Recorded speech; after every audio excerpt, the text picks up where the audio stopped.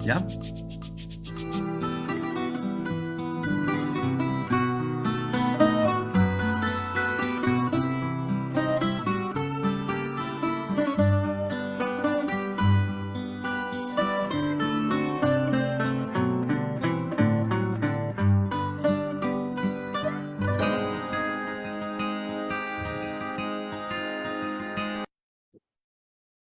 Muy buenos días con todos. Hoy con nosotros desde México, Rafael se presenta la traducción constructora del humanismo acompañado de Coppola. Pueden comenzar. Buenos días, México y Latinoamérica. Buenas tardes, Portugal. Estamos aquí con Rafael Segovia, que es un gran escritor y traductor mexicano. Su trayectoria es increíble. Es tanto que, bueno, yo diría más bien que es una enciclopedia humana. Resumir su currículum o su semblanza tanto como escritor que como traductor, nos llevaría toda la conversación. Entonces, está realmente impresionante. Ha recibido muchísimas reconocimientos, tanto como escritor como traductor. Buenos días, Rafael. Hola, ¿Cómo hola, estás? hola, ¿cómo estás? Muy bien, muy contenta de estar Bueno, aquí. pues sí, bueno, este tema que nos ocupa, ¿qué te parece? ¿Te parece un tema interesante? Es increíble el tema porque el humanismo, bueno, lo hemos escuchado desde que somos niños, ¿no? Pero finalmente, ¿qué quiere Ujú, decir humanismo y por dónde se va todas esas palabras que hablamos? Es decir, la lengua en ujú. cualquiera de los idiomas trae una carga cultural impresionante y justamente en la traducción, pues por ahí se van muchas cosas, ¿no?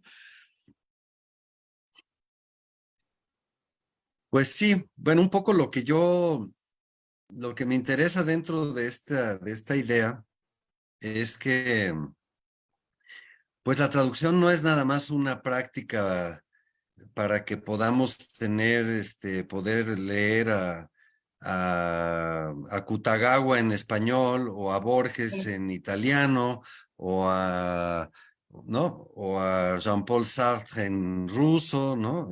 ¿No? Sí, es que la Sino traducción no que, son palabras, ¿no? Es todo, toda una idea, todo un sentimiento, toda una historia que traen los escritos, ¿no? Por la lengua ujú. se va absolutamente todo. Bueno, lo que tenemos que pensar también que es algo muy peculiar de la raza humana, ya si pensamos en términos más bien biológicos, ¿no? O biosociales, si lo quieres llamar así, es que es muy peculiar que el ser humano hable, para empezar. Es el único ser viviente que tiene un habla articulada, desarrollada y que puede transmitir ideas y que puede vehicular conceptos abstractos, que eso es muy importante, ¿no? Exacto, más allá de Este, las necesidades básicas, ¿no? Como los delfines, ¿no? O sea, Sí, además de definir todos los objetos de la vida que lo rodean, ¿no? Todos los objetos materiales que rodean al ser humano se definen con palabras, ¿no? sí. Eh, pero esta facultad que tiene el ser humano es lo que a mí siempre me ha parecido muy peculiar es que se hablen tantas lenguas, ¿no? Por ejemplo, es conocido que cuando Colón llega a la isla de la Española, lo que hoy es República Dominicana, ¿no? En 1492, eh, hay un reporte de una de las pocas gentes ilustradas que iban en su viaje, que logra identificar que en esa islita se hablaban tres lenguas diferentes por lo menos, y esas tres lenguas probablemente tenían varios dialectos, ¿no? O sea que en una extensión de unos cuantos kilómetros cuadrados se hablan una diversidad de lenguas que dices, bueno, ¿y por qué? ¿Y por qué no todos hablamos la misma lengua desde un origen? No, no es parte de nuestra biología hablar la misma lengua, ¿no? Las concebimos de manera diferente, los sistemas de Sí. comunicación, y es completamente un producto del azar, no tiene nada que ver con nuestra constitución fisiológica, no tiene nada que ver con el entorno, no tiene nada que ver con la realidad a la que estamos tratando de describir. Es una pura casualidad la manera en que la gente conforma las lenguas y hay toda esta diversidad de lenguas, ¿no? En ocasiones tan cercanas, ¿no? Otro ejemplo es que a mí me sorprendió mucho una época que viví en el estado de Chiapas, que bueno, yo ya sabía que hay diferentes lenguas indígenas y que, ¿no? Pero resulta que hay dos poblaciones que son San Juan Chamula y Sinacantán, que están muy cerca la uno del otro, están a 20 kilómetros de distancia y esas dos lenguas no tienen nada que ver entre ellas, O sea, no se ¿no? entienden. No se entienden y están a 20 kilómetros de distancia, ¿no? ¿Verdad? La lengua que tanto tiene que ver, no tanto el sonido o como tú defines las palabras, sino también una cuestión de identidad. Es decir, si yo la digo en otro idioma, no me sabe igual, no refleja quién soy, ¿no? Además, bueno, además ahí empiezan a surgir esas particularidades, ¿no? Por ejemplo, en donde se define muy claramente el problema de las particularidades lingüísticas es en la definición de los colores. Tú que eres artista plástica, ¿no? O Sí, sea, el ojo tiene la capacidad de ver, ya no sé cuánto, pero es cerca de 1 millón de colores, ¿no? sí, hay un De cachito del gradaciones y espectro. de diferentes gradaciones de color, ¿no? ¿Y cuántas palabras tenemos para definir los colores? Pues 4, Sí, bueno, además no, ni 4, siquiera son palabras precisas, o sea, casi siempre agarramos objetos que tienen un color similar, ¿no? Como el naranja, exacto. ¿no? Pero si en un país Sí, no las existen las palabras, naranjas, pues ya no puedes decir el color, sí, ¿no? el rosa, el naranja, el violeta, Exacto, no, ya no es, ¿no? sí, Bueno, no es preciso, ¿no? y nuestras palabras, sí. Y bueno, y además hay cosas muy chistosas, como por ejemplo, hay lenguas, bueno, en las lenguas prehispánicas, por ejemplo, los colores son otro valor completamente, está basado en 4 colores, entre los cuales está el negro, que no es un color, ¿no? Exacto, es la ausencia total de color. ¿Verdad? Y hay lenguas donde no hay más que 2 palabras para definir los colores. O sea, por ejemplo, un color va a ser el café, que son los colores oscuros, y otra palabra va a ser el blanco, bueno, no blanco, como sería como amarillo, Dame la para luz. definir todos los colores, sí. Y entonces a partir de esas 2 palabras se van definiendo todos los demás colores, ¿no? El café, Interesante. el café del árbol, pero también el café del pasto, porque el pasto no es blanco, en fin, una organización mental de lo que son los colores completamente diferente de nuestra manera de ver las cosas, ¿no? ¿Verdad? Pues la palabra no es Ahora, es así, precisa, ¿no? ¿eh? Justo es eso, la palabra no es precisa. O No, sea, cada palabra tiene un territorio más o menos definido, el cual en otra lengua es otro, y entonces ahí vienen todos los engranes, ¿no? Súper complicados de la traducción y de sí, quiénes son. exacto, exacto. Ahí es donde viene la complejidad de la traducción. Por ejemplo, también otro ejemplo que es muy sorprendente es que los inuit y los esquimales también tienen alrededor de 60 palabras para definir el color de la nieve o la calidad de la nieve, porque Exacto, viven en la tienen un nieve, ¿no? ojo, claro, tienen un Pero ojo tan nosotros decimos entrenado. nieve dura, nieve blanda y pues ya, ¿no? Y se acabó, ¿no? Si es que Ellos las has tienen visto, 60 palabras, ¿eh? sí, si es que las has Sí, visto, digo, porque sí. Bueno, pero dejemos ese tema porque lo importante ahorita es hablar un poco de la historia de lo que es la traducción. A mí me parece, por ejemplo, muy claro que digamos, en las civilizaciones más antiguas que conocemos, gracias a que esas civilizaciones dejaron una memoria, ¿no? Por ejemplo, los hititas, ¿no? Los mesopotamios, los babilonios, ¿no? Esas culturas, pues tuvieron en algún momento que intercambiar porque vivían en territorios cercanos, hablaban lenguas muy diferentes y comerciaban entre ellos, ¿no? Claro. Que también ahí el comercio tiene un papel muy, muy importante en todo esto.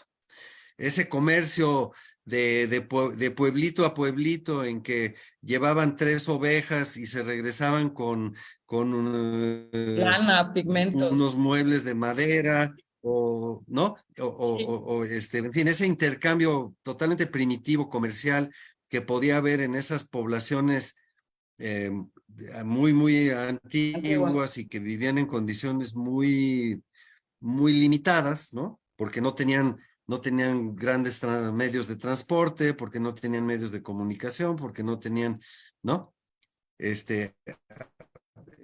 Bueno, ese comercio ya exigía que hubiera traducción, ¿no?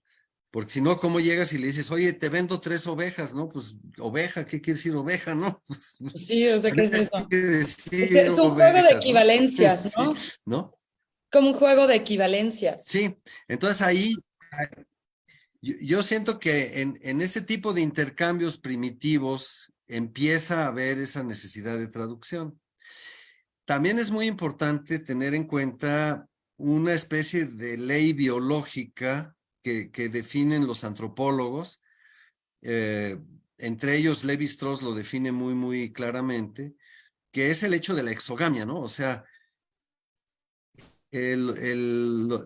las comunidades humanas entendieron muy pronto que no podían aparearse en circuito cerrado, ¿no? Que no podían tener hijos Sí, con el unos primo. con otros, hermanos con hermanas, primos con primas, etcétera, porque había una degeneración genética, ¿no? Los únicos que tuvieron esa mala idea en la época moderna fueron los reyes de, De toda de Europa. Europa, ¿no?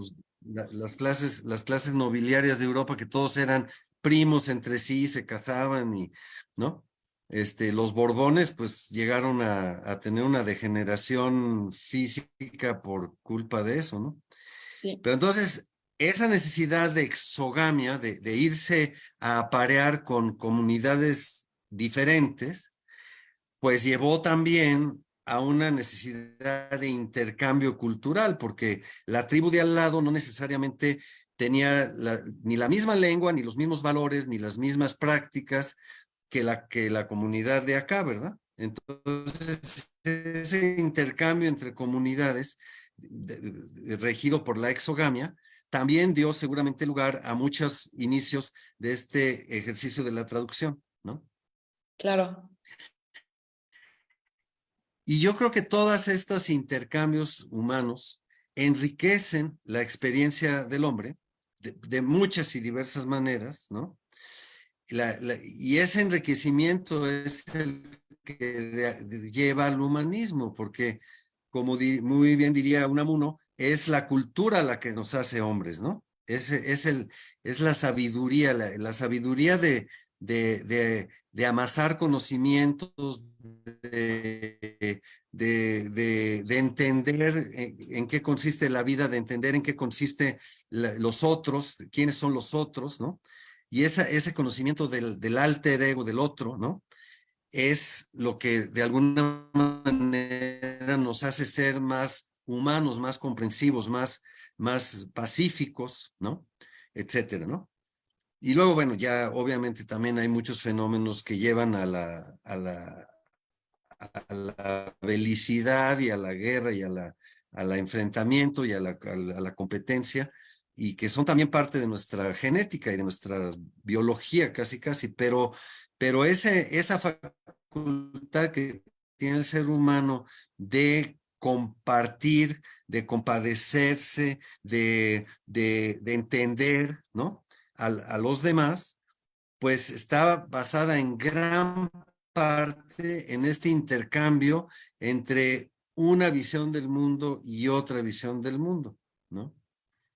Entonces, bueno, la traducción en ese sentido ha sido la herramienta fundamental para esto, ¿no? Para hacer ese intercambio de valores, de creencias, de formas de vida, de conocimientos, ¿no? Ahí viene todo este La valor de la desmarañada de la traducción. Torre de Babel. Exacto.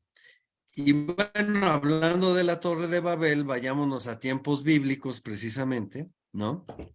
Y yo, bueno, a mí me parece que es un ejemplo muy interesante de ¿cómo decir? El efecto que ha tenido la traducción en nuestra civilización desde tiempos de la Biblia, efectivamente, desde tiempos muy remotos, ¿no? Este,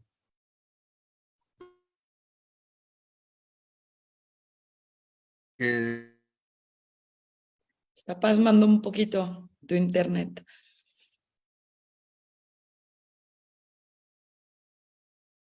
no vi tu respuesta. No sé si me están.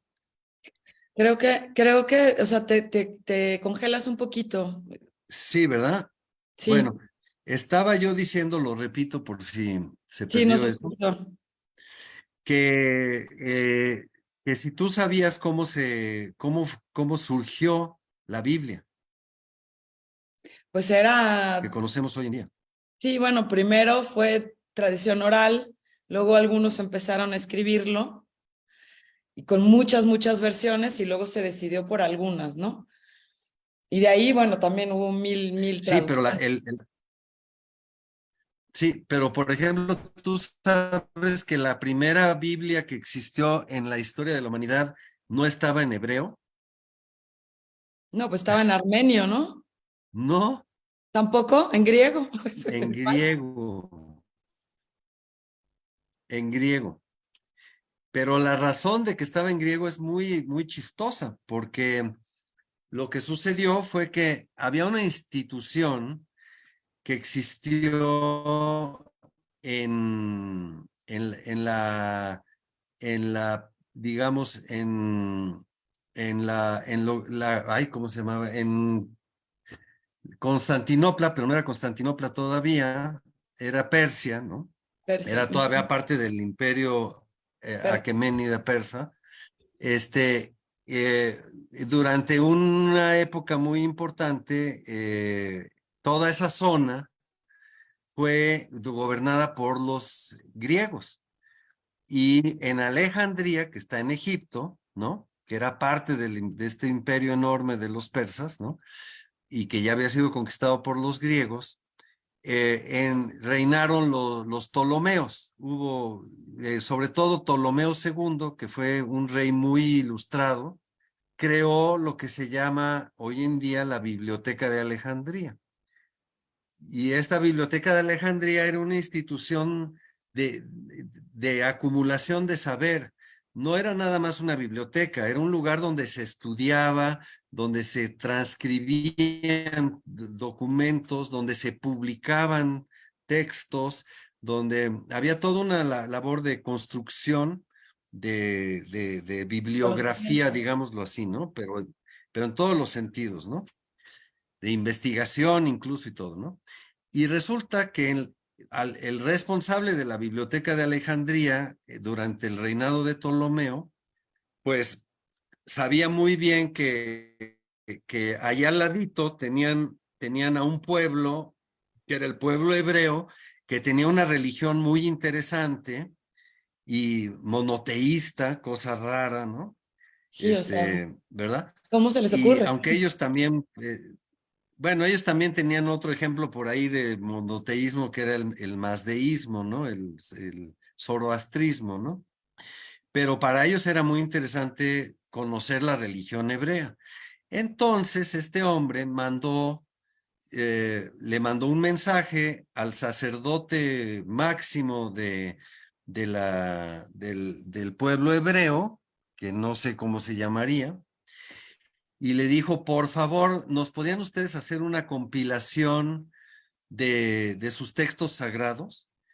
Y esos textos sagrados nunca se habían compilado, nunca habían estado unidos Nadie se le había ocurrido. en un libro, ¿sí? ¿no? Entonces, el sacerdote máximo de Israel mandó a los 12 pueblos de Israel, cada uno tenía su propio sacerdote jerárquico, ¿no? Su propio sacerdote principal. Entonces, a todos los sacerdotes principales de los 12 pueblos de Israel, les dijo, quiero que me manden los 6 textos más importantes que ustedes conozcan de la tradición oral religiosa.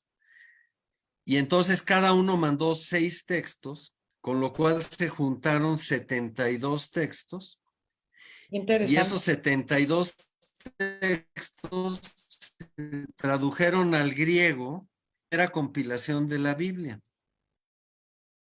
¿Me escuchaste eso? Sí, sí, sí, súper, sí, perfecto. Pero pudo ¿No? haber sido 7, pudo haber sido, y además era muy pocas personas sabían escribir, ¿no? Entonces Sí. fue como Bueno, un azar ahí. es un poco un azar, y eso fue la famosa Biblia que ha gobernado las conciencias del mundo desde hace 2000 años, ¿no? Exacto. O sea, Y fue la creación fue un invento editorial, ¿no? nacido de la Realmente. sed de uno. Ay, a mí, o sea, se le ocurrió a uno, sin tener las intenciones que ha tenido después, ¿no? Eso es muy impresionante. Ajá, sí, sí, ¿no? Bueno, después de eso, la traducción tuvo un papel, bueno, y yo creo que eso es fundamental, ¿no? Porque la Biblia, como te digo, fue el rector de las religiones de la mitad del planeta porque bueno, está el cristianismo, el judaísmo y la religión islámica, ¿no? Sí, sí, sí, la trilogía. Regidos ¿no? Basados todos en la Biblia, ¿no? Entonces, pues es más de la mitad del planeta que ha sido regida por ese libro que se lo inventó un señor y que está hecho a base de traducciones al griego. Y después se volvió a recuperar y se tradujo al hebreo. ¿No? O sea, de Exacto, no, plano, a ver, en ese de retache sí estaba interesante su idea. sí. Y además, pues yo quiero ver a los cabalistas diciendo esto es palabra de Dios y tal. No, pues si es una traducción del griego, ¿cuál? ¿No? O sea, ¿verdad? Exacto, Pero bueno. espérate. ¿No? En fin. Entonces, ese es un tema muy interesante, como paradójico para pensar en la traducción, ¿no? Y Pero las luego viene también una consecuencias de la serie traducción. sí, y luego viene, por ejemplo, en la construcción de todos los valores de la sociedad occidental, de la civilización occidental, pues básicamente sin la traducción no tendrían prácticamente nada, porque toda toda la canonización, digamos, ¿no? El trabajo que se fue haciendo a lo largo de los siglos de establecer los cánones de la religión cristiana en Occidente, ¿no? Se hizo a base de traducciones hechas por los árabes. O sea, casi todas además. Ya en el siglo XII, XI, XII, por ahí empiezan a intervenir franceses, ingleses y españoles, y italianos también, en el proceso de traducción. Pero los que originaron todo ese proceso fueron los árabes, que tenían muchísimo interés en conocer a las civilizaciones colindantes y tradujeron a la mayoría de los textos que conocemos de la filosofía griega, la tradujeron al árabe, ¿no? En una escuela que hubo en Arabia, en lo que hoy en día es Arabia Saudita, que se llamaba Al-Hokmi, a ver, espérate, te lo puedo decir exactamente, se llamaba, no creo que no lo tengo aquí, sí, aquí está, se llamaba Bait al-Hikmah, la casa de la sabiduría, ¿no? Y en ese centro de traducción que existió apenas 140 años después de Mahoma. O sea, estamos hablando apenas del siglo VIII todavía, ¿no? ¿No? El siglo VIII, ¿no? Sí. O principios del siglo IX, ¿no? De nuestra, no estoy hablando de la égira, sino de nuestro calendario. Esa escuela se dedicó a traducir a muchos de los autores griegos, pero también a muchos de los autores cristianos que habían escrito en lenguas no latinas, casi siempre en griego, ¿no? Y fue a través de esas traducciones árabes que llegaron a España, a Italia, a todas las regiones de Europa que luego fueron conquistadas por la expansión musulmana, todo el sur de España, bueno, toda España y luego todo el sur de Italia y parte de las regiones de la península helénica, etcétera, etcétera, ¿no? Todas esas regiones conquistadas por los árabes, tuvieron esa influencia de todos esos textos que habían traducido en estas escuelas. Esta no fue la única, Al-Hikmah no fue la única, hubo varias escuelas, ¿no? Que tradujeron y tenían esa función dentro de la sociedad, era dar a conocer los textos de otras culturas, igual que la Biblioteca de Alejandría, o siguiendo el ejemplo tal vez de la Biblioteca de Alejandría, ¿no? Entonces fue muy importante la aportación de los árabes. Luego, en otro momento, estos árabes, que ya en España, fundan una escuela que no fue la única tampoco del momento, esto ya estamos hablando del siglo XI, XII, ¿no? La famosa Escuela de Traductores de Toledo, que esa sí fue realmente un centro de traducción específicamente, ¿no? Y en ese centro de traducción fue, desde ese punto de la geografía europea, se introdujo en Europa todo lo que acabó siendo el Renacimiento. Se introdujeron los saberes sobre la astronomía, por ejemplo, ¿no? Todos los cálculos astronómicos muy precisos que los árabes los tenían, bueno, heredados también de la cultura griega y de la egipcia, de la egipcia del periodo Ptolomeo y de todas estas, que fue también una cultura muy, muy importante. No es nada más la cultura egipcia de hace 20,000 años, ¿no? Bueno, no 20,000 años, pero de hace 8,000 años la que predominó, sino también la cultura egipcia de hace 2,000 años, ¿no? Claro. Que era muy, muy, muy elevada, ¿no? Entonces, todos esos conocimientos científicos, la astronomía, la física que se conocía, sobre todo la hidráulica, todo el sistema de palancas y el manejo de las fuerzas y todo en la física, las matemáticas, la introducción del cero en la aritmética, bueno, la aritmética que es toda ella árabe, el álgebra, ¿no? Todo eso entró desde Toledo a toda Europa, ¿no? Y entonces, ¿qué pasaba? Que había esta dinámica de una escuela de traductores donde además convivían unos junto a otros los judíos y los árabes, porque estábamos hablando de En arrancarse los pelos, ¿no? Pues es que era la época en que no había esta especie de segregación religiosa que hubo en España luego a partir del siglo XV, ¿no?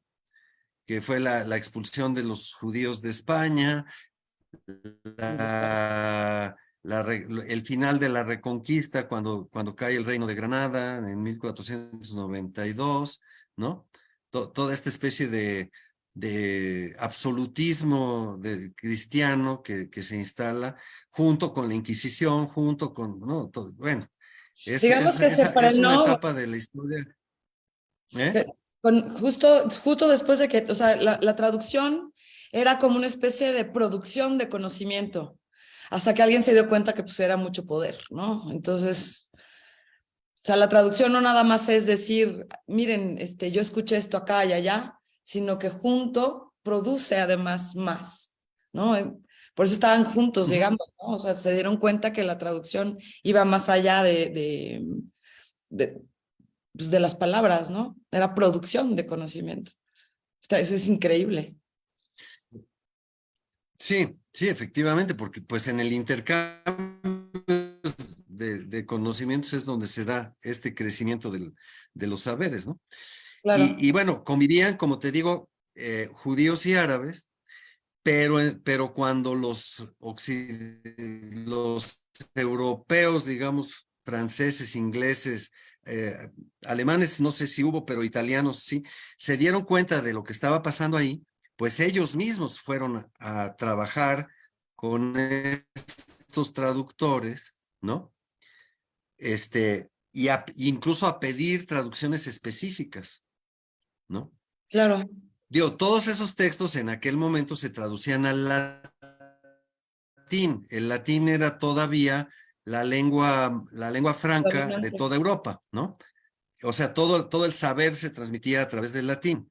Los cánones religiosos, los conocimientos científicos, la historia, todo era en latín, ¿no? Entonces, podían entenderse además en latín, porque todos hablaban latín, ¿no? Pero entonces venían, por ejemplo, hubo un director de la Escuela de Toledo que fue un Raimundo, que era francés. No era ni español, ni judío, ni árabe. Era un francés, ¿no? ¿No? Y, y por ejemplo, hay una primera traducción de los textos bíblicos al español, cosa que tampoco era nada Común. ortodoxo, porque el español no era la lengua para la Literaria religión y todo esto, ajá. que se da ya en el siglo XIII con Moisés de León, ¿no? Y bueno, cosas tan particulares como que Moisés de León, que justamente era un traductor, era un gran sabio, era un judío español del siglo XIII, y Moisés de León es el que crea lo que es hoy en día uno de los dogmas de la religión hebrea. Y esto no se dio ni en Israel ni en ningún otro lugar, se dio en la Muchos. diáspora española, y es la Cábala. La Cábala la creó Moisés de León, ¿no? Y la creó porque él era un receptor de toda esta sabiduría de las traducciones y de todo esto. Entonces, podemos decir realmente que gracias a la traducción se extendieron estos conocimientos, se difundieron, pero no solo se difundieron, sino se implantaron, y eso creó valores comunes para una enorme parte del planeta. De La pronto, responsabilidad. ¿eh? La responsabilidad del traductor es o sea, inconmensurable, Sí, prácticamente, ¿no? Porque, o sea, claro, ¿no? Y pues sí, fue yo siento que esta transmisión de conocimientos y esta como, como igualdad de valores que de repente hubo en toda esta enorme parte del planeta, ¿no? Pues se debió al trabajo de los traductores que trajeron esos valores, los fueron fraguando, los fueron conjuntando, los fueron difundiendo y se hicieron universales. Entonces, de pronto hubo un momento que yo digo que eso fue un poco como la eclosión que se dio en el Renacimiento. En el Renacimiento, por fin, todos estos valores se convierten en la necesidad de conocer el cuerpo humano y explorar muy a fondo la medicina, en la necesidad de conocer la historia, que hasta entonces no había sido realmente un elemento fundamental del conocimiento, en la necesidad de transparentar las leyes, en la necesidad de identificarse con las civilizaciones antiguas. Toda la literatura renacentista está tratando de imitar a Virgilio, a Horacio, a Cátulo, ¿no? A Ovidio, ¿no? Y a los griegos también, ¿no? Entonces, esa conexión nunca se hubiera dado si no hubiera existido la traducción, ¿no? Y eso fue lo que conformó realmente el espíritu renacentista, del cual sacamos nosotros todos nuestros valores hoy en día, y yo digo, incluyendo todo, la democracia actual, Sí, es griega. digo, existía con los griegos, pero justamente los que la recuperan son los renacentistas, ¿no? El sentido de la democracia, el sentido de la justicia, el sentido de la igualdad, el sentido hasta de la igualdad de género también, ¿no? ¿Cómo nos Digo, tiene organizamos su en forma.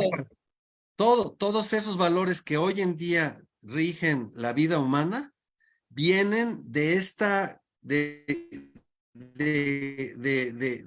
especie como de decantación, ¿no? Porque de alguna manera este proceso de traducción, de asimilación de las culturas y todo, pues lo que hacía era asimilar las cosas más positivas, más humanistas, más verdaderas, Esenciales. ¿no? Que Ujú. decían verdades más patentes, más claras, ¿no? De todas las otras culturas. Y entonces es una especie como de filtrado de que lo mejor se va quedando siempre hasta que constituye una ideología común, ¿no?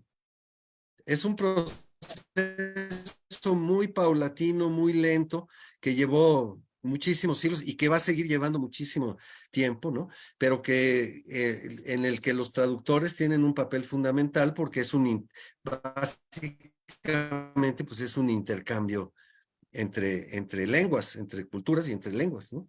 ¿Verdad? Claro. Hoy en día, por ejemplo, está en juego algo muy interesante. Hoy en día estamos viendo que las culturas asiáticas están por fin entrando en el concierto de las naciones de una manera muy importante, después de haber sido, pues, países primero muy alejados, ¿no? Luego colonizados. Y como colonizados, pues no tenían ni voz ni voto, ¿no? Y luego empezaron a tener una participación, pero eran países del bloque socialista, como China, como Vietnam, como, ¿no? Y entonces, ¿no? O como Camboya, y pues no, tampoco participaban. Hoy en día estamos viendo que la próxima etapa de civilización va a tener muchísima influencia por lo pronto de China, pero yo creo que China va a acarrear a los demás países orientales con ella, ¿no? Incluyendo a la India, ¿no? La India ya tuvo su propia influencia cultural Y con los ingleses. desde el siglo XIX y todo esto, por los ingleses, ¿no? Y luego, pues, por los hippies, ¿verdad? También Sí, los yogis. ellos también introdujeron mucho de la cultura hindú, pero hoy en día esas culturas van a empezar a tener muchísima importancia. Entonces es muy importante que haya traductores del chino y del hindi y del vietnamita Coreano. y del thai ¿no? Del coreano, ¿no?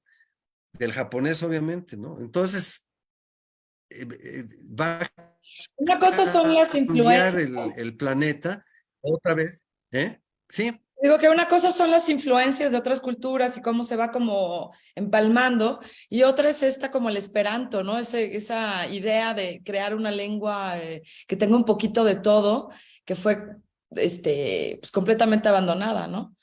O sea, porque no se puede forzar ese proceso, eso es a lo sí, que no, voy, eso, ¿no? eso era muy antifuncional. Sí, porque lo que pasa es que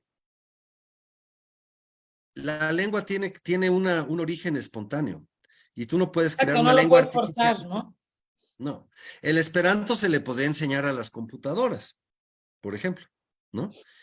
Pues sí, y luego, o ¿Por sea, qué como no? que es mucho más rico cuando empiezan a haber palabras que empiezan a, o sea, palabras chinas, palabras inglesas, palabras de todo, entonces empiezan a amalgamar, ¿no? Es casi como natural, ¿no? Sí, de forma natural se está dando, Como se genéticamente nos está estamos dando, ¿no? mezclando, pues también las palabras, ¿no? Y también los conceptos y la manera en que las comprendemos.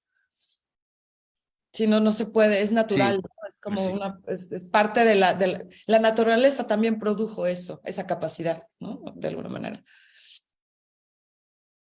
efectivamente.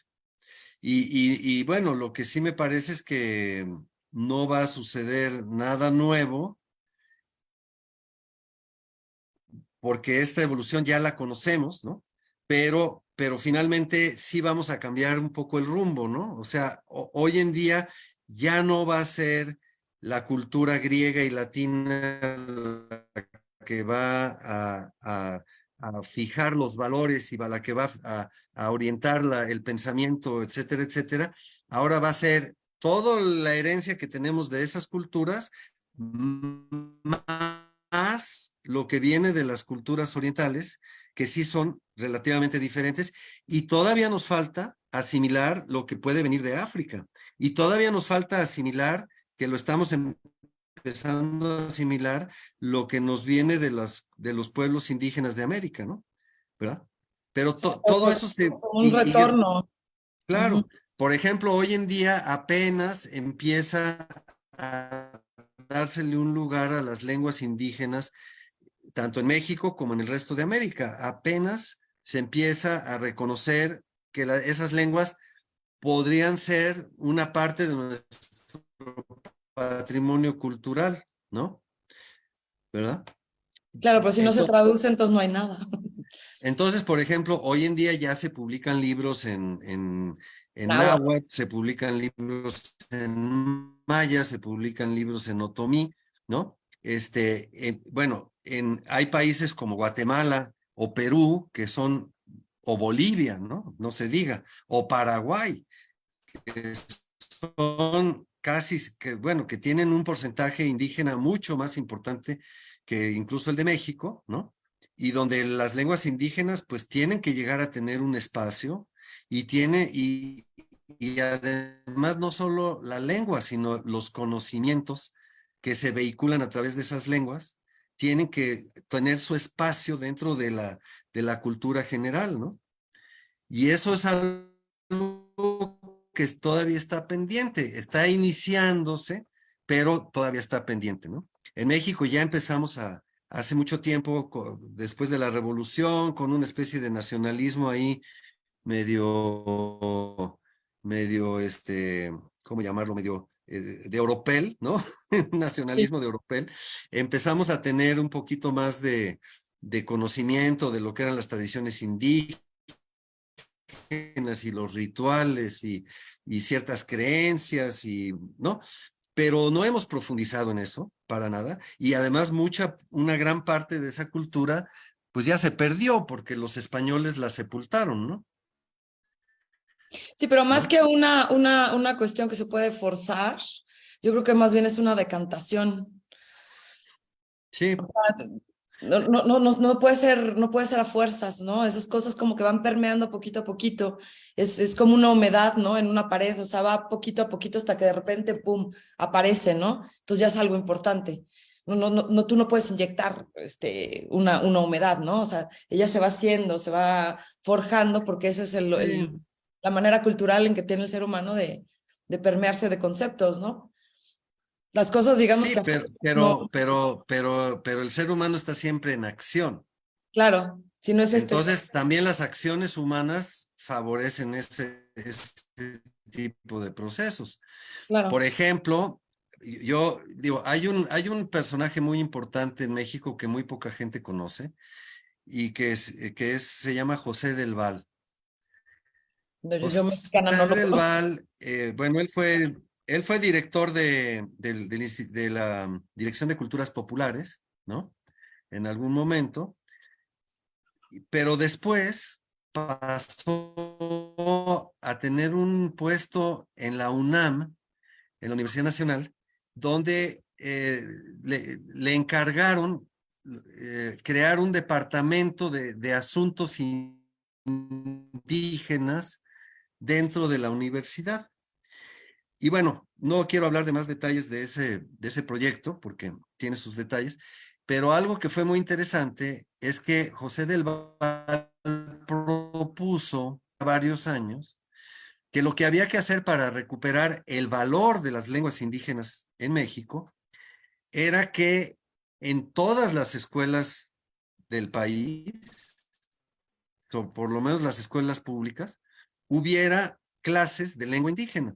Y entonces dices, bueno, pero ¿cómo? Pues si no hay, ni siquiera hay suficientes gentes que hablen las lenguas indígenas para que haya maestros en todos lados, ¿no?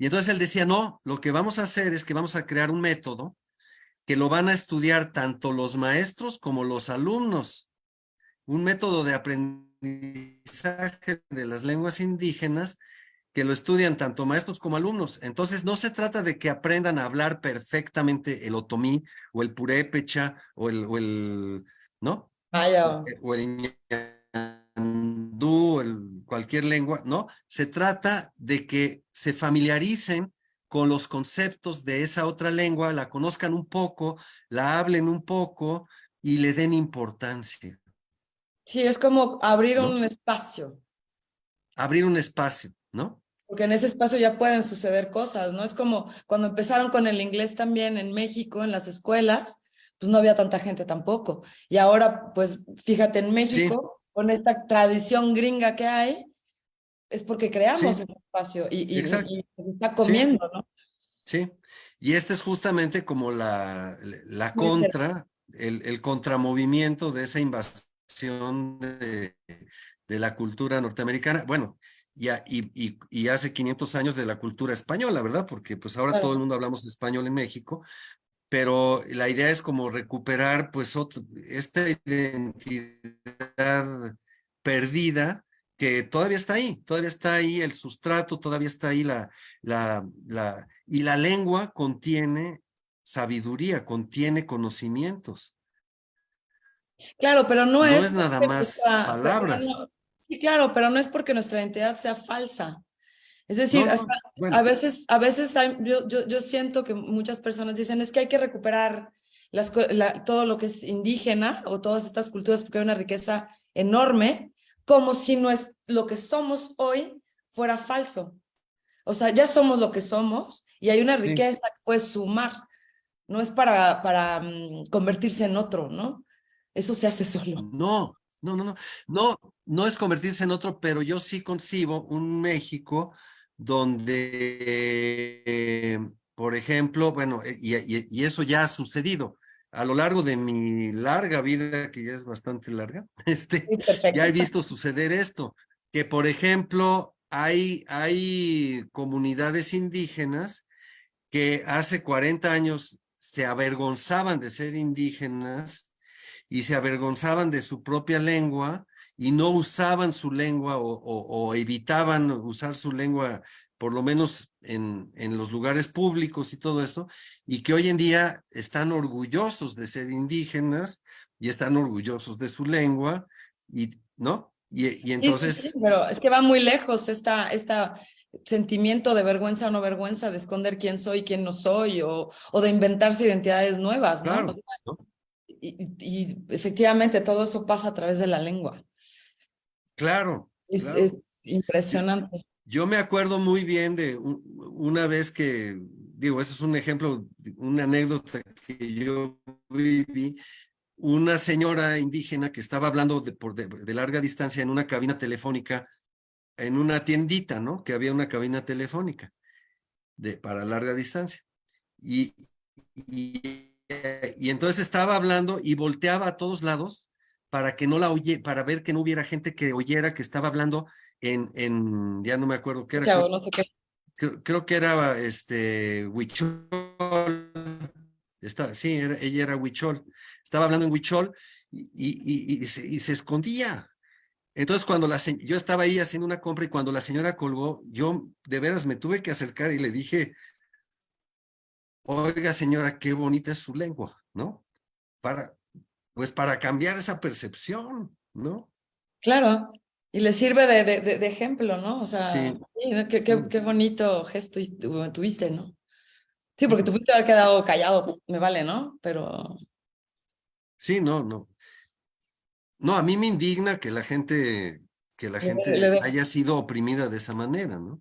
Digo, a mí el acto más indignante de la historia de la colonia española para mí, bueno, hay muchos, ¿no? Porque además hubo muchas matanzas, hubo muchas, injusticias, mucha explotación y lo que quieras, pero una de las cosas más terribles que pasaron fue el auto da fe de Izamal donde el padre Fray Diego de Landa, pensando que, bueno, descubrió que los indios mayas tenían sus textos escritos en códices, bueno, en códices muy claros, porque además ahora ya sabemos perfectamente que los mayas tenían una escritura muy articulada, ¿no? Y estaba todo consignado en millones y millones de manuscritos, de códices escritos en papiro, bueno, una especie de papiro, amate.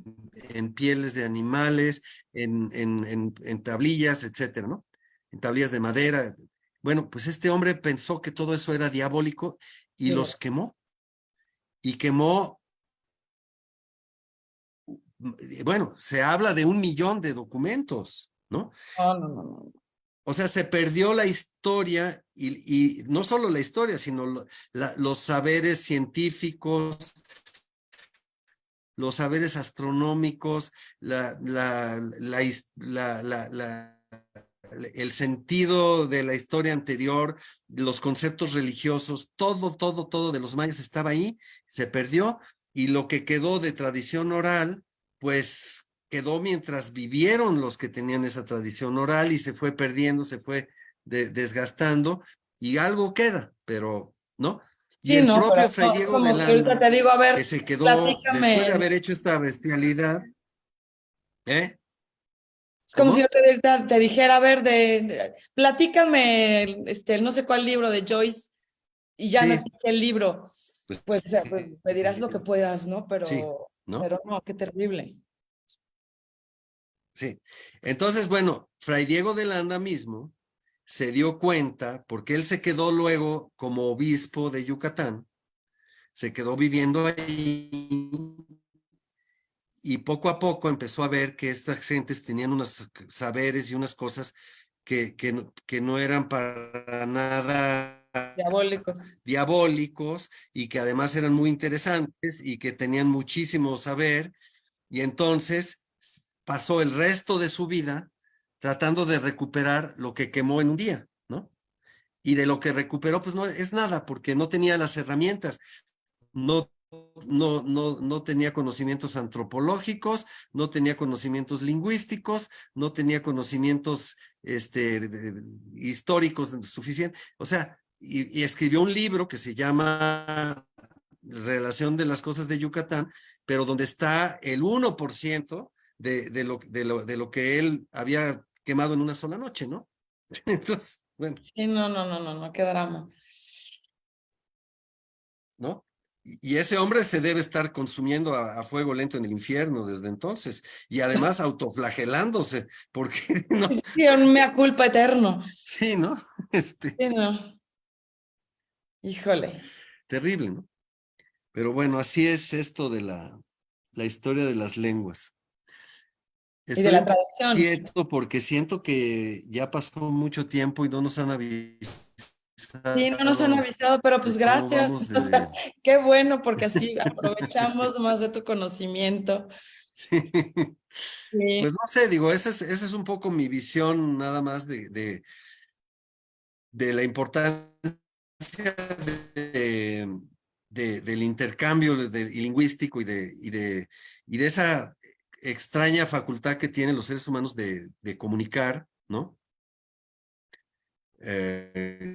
y de conceptualizar y de todo esto, y que obviamente pues nos llevan a todo este mundo que es el que a mí me fascina, que es el mundo de pues desde la semántica, la lingüística, la literatura, ¿no? Y de alguna manera las artes, porque las artes también están incluidas en esta comunicación, que tal vez a veces O no se es no traduce, verbal, sí, se traduce sentimientos, pero son una forma, se traduce, todo es traductible de alguna manera, ¿no? Hemos encontrado formas de traducir, no solo ¿sí? palabras y idiomas, sino gestos, sentimientos, Ujú. ¿no? O sea, sí. Sí, ahora también eso es un elemento muy interesante, que es que las artes en general, pues casi nunca necesitan traducción. Si tú ves una pintura china del siglo X, te puede parecer hermosísima y no necesitas que te la expliquen. Puede ser que si te la explican, leas más Y, profundamente el significado de la pintura, pero en sí, la percepción estética, la emoción estética, ahí está. Lo mismo sucede con la música, ¿no?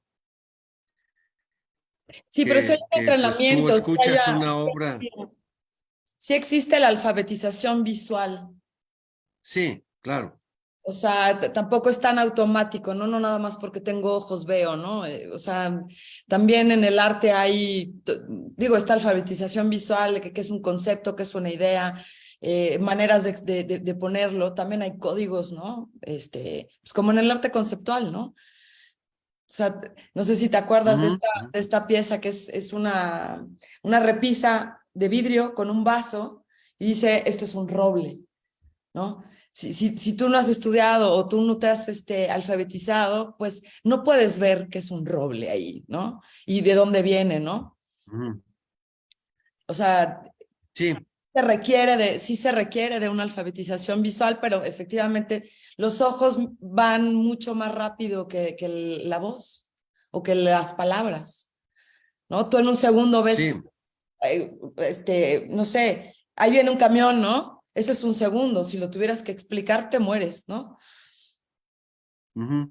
Tenemos diferentes tiempos en los Sí, diferentes sentidos, ¿no? sí, pero tú puedes, por ejemplo, lo que yo diría es que tú puedes tener una alfabetización visual que, que no necesita traducción. Es una alfabetización visual general. Si tú tienes una alfabetización visual para leer el arte renacentista o los primitivos o lo que sea, eso te va a servir para leer a las estampas japonesas, ¿no? De alguna manera, ¿no? Bueno, todo sirve en todo, ¿no? Porque lo que estás midiendo ahí es el uso del color, la línea, la perspectiva, la luz, ¿no? No, y Valores, el contenido y los materiales, y es como las palabras. No es lo mismo pintar sí, sobre papel de arroz que... Hoy nos quedan 2 minutitos, ahora sí, me acaban de avisar, pero qué ya, interesantísimo tema, o sea, porque toca todo. O sea, sí, digamos que la traducción es el equivalente del ser sí, humano, ¿no? Y cómo ha existido sí, en el mundo, ¿no? Bueno, quiero agradecerte muchísimo por esta plática, que fue súper, súper interesante. Ojalá haya otras para sí. seguirle. Y también quiero dar gracias a todos los organizadores de la Feria Virtual del Libro, a Rocío, a Mónica y a todos los organizadores. Y bueno, fue un gran placer estar contigo esta mañana. Muchas gracias a ti también.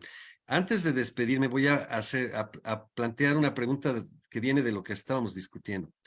Díganme cómo le harían para traducir un cuadro de Rembrandt a la pintura japonesa o un cuadro de Rembrandt a los códices aztecas. A Me lo ver, dejas de tarea y te te lo la dejo de tarea. contesto. Sí. Sí, está increíble. Eso es muy buena idea. Ok. Excelente. Bueno, Sí. pues muchas gracias por este reto y nos vemos muy pronto. Muchas Sí. gracias. Gracias, hasta luego. Bye.